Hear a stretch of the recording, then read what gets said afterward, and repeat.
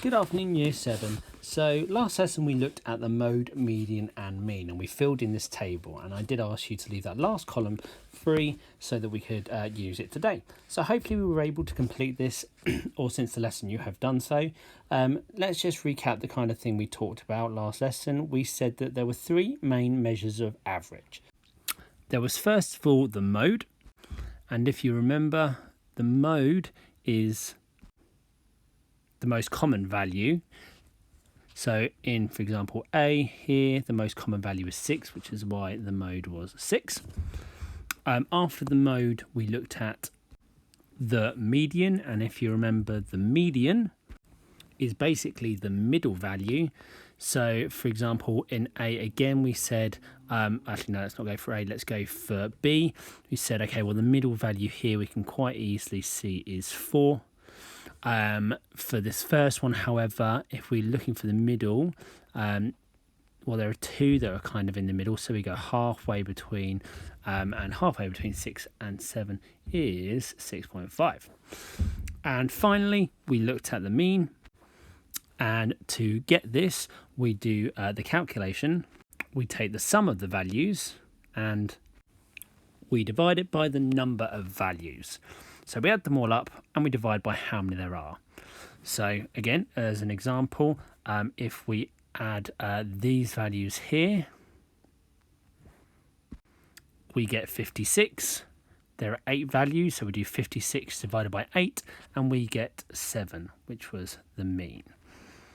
So that's just a recap of what we did last lesson. Now, before we move on, because I had this question a couple of times last lesson, there are 2 notes that I want to highlight about the mode.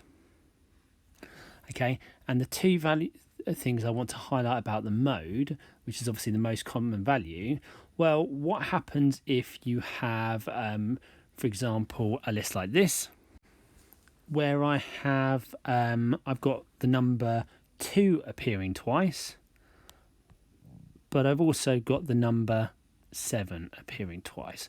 So what do I do? Which one is the mode? Well, if there are multiple numbers that occur more than others, those numbers are all modes. So here, the mode for these 2 and 7. Okay, so we can have multiple modes. Well, how about if we had a set of values like this, when none of them appear multiple times? Well, if this is the case, if all numbers appear the same amount of times, then there is no mode. So this one has no mode. So just a couple of notes on things that we did last lesson. Right, so going back to our original table. The last statistic we need to look at is not a measure of average, but a measure of spread. And the one we're going to look at in particular is called the range. And it's the range of values. And there is an easy way to calculate this. So all we need to do is take the highest value and subtract the lowest value. Now, hopefully this makes sense. If we look at these values here, we want the range of values. So it's from the largest to the smallest, or smallest to largest, and then we would have 12 take 2 equals 10. And it's just the range of values. That's how far they are spread. From 2 to 12 is 10.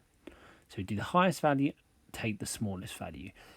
Please don't just always kind of go, oh, it's the one on the right, take away the one on the left, because don't forget they might not be in order. So always think about it's the highest value minus the lowest value. So if you could fill in that final column on your table with those details, working out the range. So pause the video and we'll go through the answers in a second. Right, so in this first one, you should have done the highest value, take the lowest value, which would give you 5.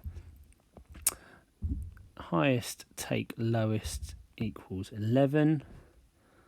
Highest take lowest equals 4. The highest take the lowest equals 8. The highest take the lowest is 15. The highest take the lowest is 5.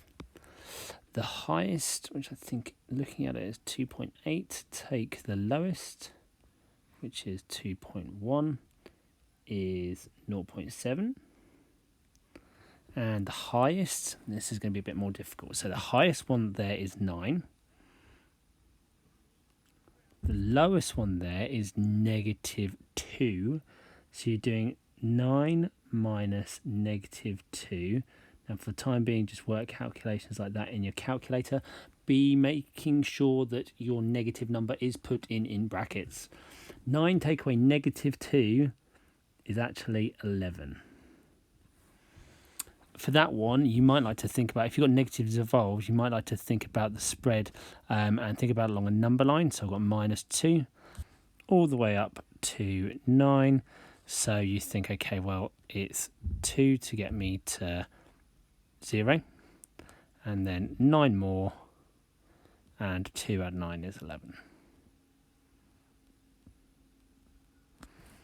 Okay, so the range of that last one might have been a bit trickier. It is 11. So what is the point of having the range? Well, like I said, it is a measure of spread. There are actually other measures of spread. There is the interquartile range, which we'll look at in the next couple of years. And there's even one called the standard deviation, which you do at A-level.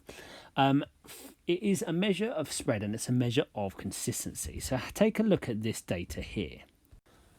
So we've got two batsmen, we've got Mark and Ken, and we're thinking about the question, who do you think is the better batsman and why?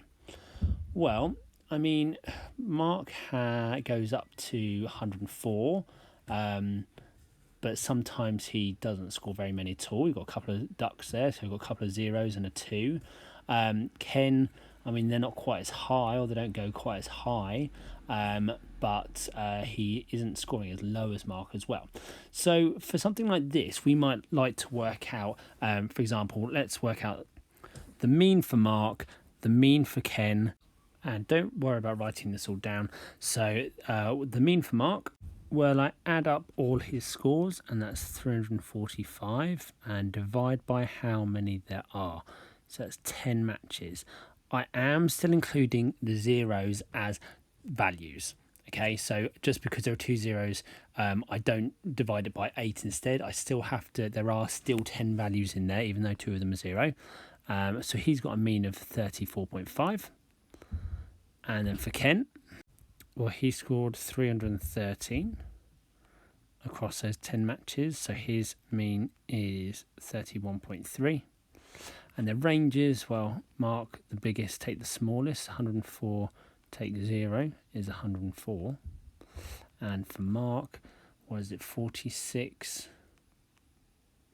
take away 19, looking at it, which is 27. So the whole conversation here, and this is something that actually happens a lot in industry and in sports and everything like this, like who would you actually rather have on your team and why? Well, yes, Mark has certainly got a higher mean. However, he's got a big range. There's a wide variety of scores that he gets, whereas Ken is only slightly lower really, and he is a lot more consistent. So even though Mark does get those higher scores at times, he does score lower, and this kind of measure of spread is a good indication of consistency, and these are exactly the kind of statistics, yes, of course, maybe a bit more sophisticated, that clubs use, the football clubs, the rugby clubs, the gymnastics teams, you name it, they probably use ideas a bit like this on how and when to pick people for their teams. Alright, so I did mention this I think last lesson. I have got a rhyme to help you remember these 4 statistics. So if you can write this down in your book, you never know, it might help you. For example, I know that even my year 10s now, this helps them to remember which is which and how to work them out. So the rhyme is, hey, diddle, diddle.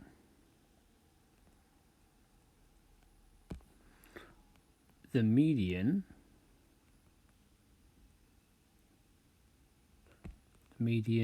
the middle.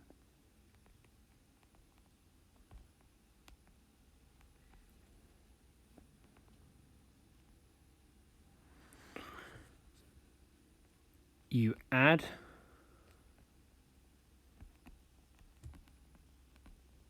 then divide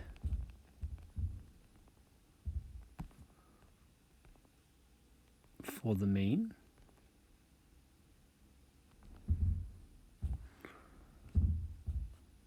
The mode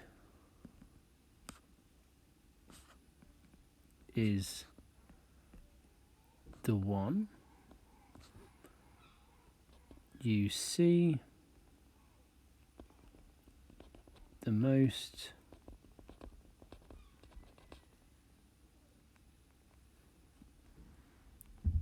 and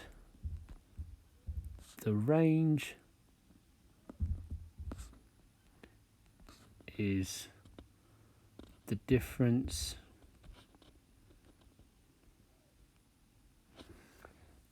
between, and I apologise for my handwriting at times there. So it's the same rhyme as the hey diddle diddle. So hey diddle diddle, the median's the middle, you add then divide for the mean, the mode is the one you see the most, and the range is the difference between. Feel free to turn it to a song or a rap or whatever you need to do to help you get that into your mind, and hopefully it will help you to remember it in an assessment and which one is which. So you've got two things to do now. Number one is, please can you pop on to Kahoot, the link for which is in the instructions for the assignment. So pop onto Kahoot and fill in just do the quiz on the mean, the mode, the median and the range. Make sure you've got your calculator to hand because you're going to have to work out the mean. And then if you could have a go at some of the problems on the worksheet that is attached to the assignment as well, that'd be great. Good luck, and don't forget, please pop onto the Google Meet if you need me, and I look forward to receiving your work later. Enjoy, have fun.